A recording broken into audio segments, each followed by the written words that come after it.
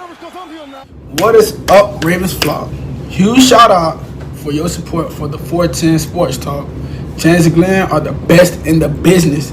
They're killing it right now. They love talking Raven talk. Make sure you go subscribe to their channel. Let's go Ravens. Big trust. Welcome in everybody to another episode of 410 Sports Talk. I'm Glenn Martin here with Chance or James Haskell, however you'd like to. Look, Chance and Glenn, we the best in the business, baby.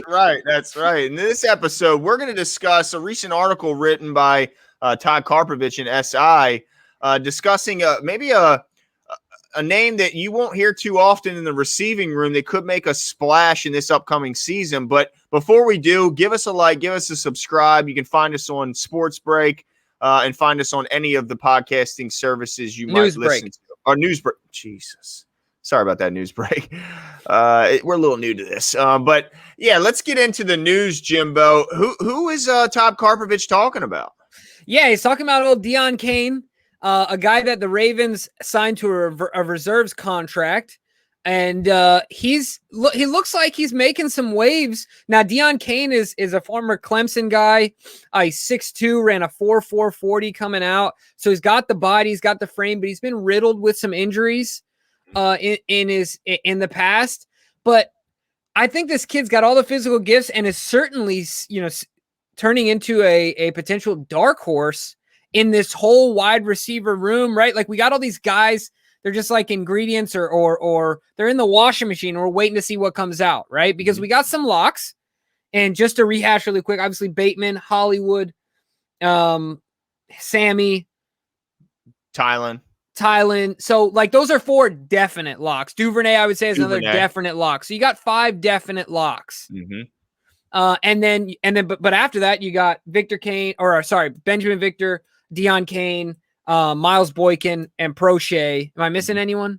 I think Jalen Moore is still here. And Jalen Moore. But really, you got these spots, and I think, Glenn, you and I would agree that most likely Prochet and Boykin, but with this reporting, certainly gets me a little interested because he's a big body guy. Boykin could, be losing a little bit of leash, right?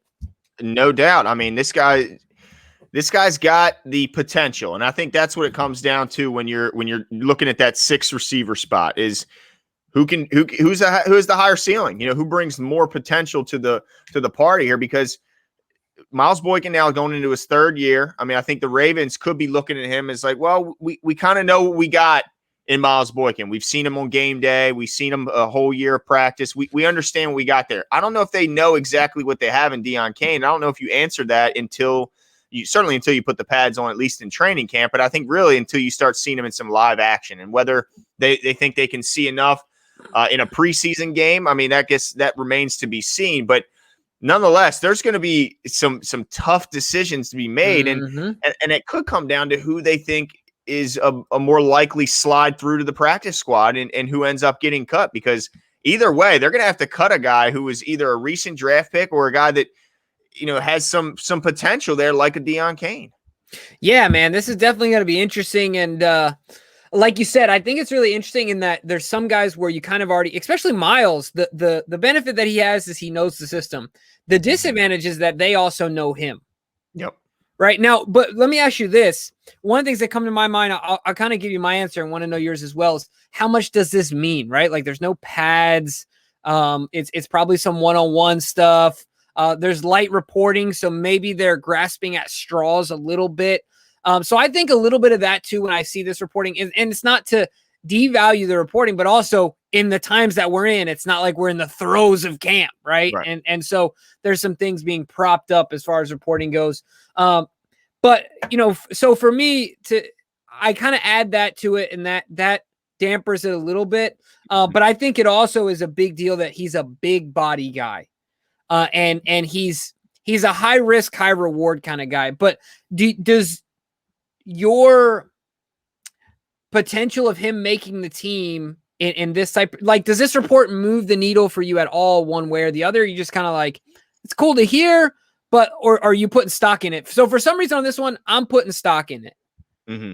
I'm putting stock in it because particularly I know who Miles is, but where are you as far as the stock that you're putting in this? I think you're right in pointing out that it is this is a slow news period. This is a time where they weren't in pads. There wasn't a lot of contact going on. And, it's not like Marlon and Marcus are out there giving it 100% and he's out there beating those guys. Now, if we start hearing these same reports about training camp when he is going up against the 1s and 2s and 3s, then you start to get really excited. But I think the reason we got a little excited hearing this is, like you just mentioned, is that we feel like we've seen enough of Miles Boykin to know exactly who he is and what he's going to do on the field. And we don't really know what we got in Deon Cain. And if he can stay on the field and stay healthy, then he might be able to be that playmaker you're looking for. And also, it's not like we're expecting the sixth receiver who's making the team to go out there and catch 35, 40, 50 balls. This is a guy that you think can contribute in spots. And if there's an injury, he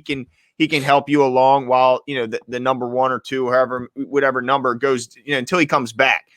So it's not like we're looking at Deon Cain as the guy who's going to potentially come in here and catch 50 balls and score 9 touchdowns. No, we're not saying that. But what we're saying is he could add something extra to the room. Like you mentioned, a big body, a red zone threat, maybe a guy that you can look to on third down to make a tough catch, something, a gap he can fill. Because, outside of being a good blocker, which we hear a lot about Miles Boykin, I'm not really sure what he adds to this team because I don't think you can count on him. You certainly can't count on him to win a one-on-one battle and go up and take a ball away from a corner. I just don't know what he brings other than a blocker. And really, you can find somebody who can do that, in my opinion. So if he can add something new to the team and bring something that we don't have, even Bateman, people are hopeful he can turn into this.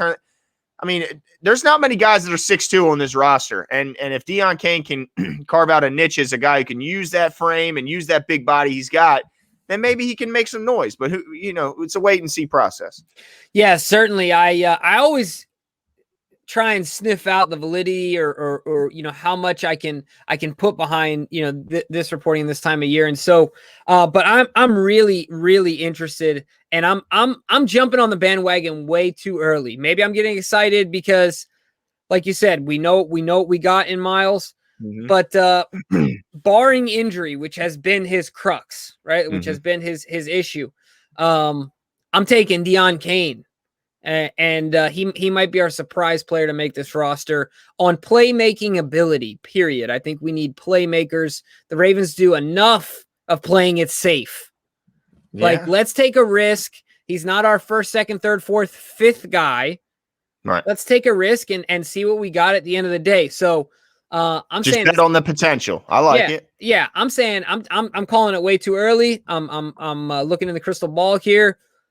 He's going to be my surprise pick to make the team. Yep. Well, here's this. Let me throw this out there at you. What if they look at him and they love what they're seeing in camp? They love what they're able to see that we don't get to see. Yep. And that they try and maybe hide him a little bit in the preseason, maybe not throw him out there until Tyler or Trace are in there and not let everyone really see the type of talent he's bringing to the table. And that way they can pass him through and maybe they feel he'll be easier to get through to the practice squad rather than a third-round recent draft pick in Miles Boykin or even a Prochet who showed that if nothing else, he's a help in the return game. And I think there's bound to be a team out there that has a rash of injuries at their return spot and need him, need a return guy. Maybe they don't think they can get him through.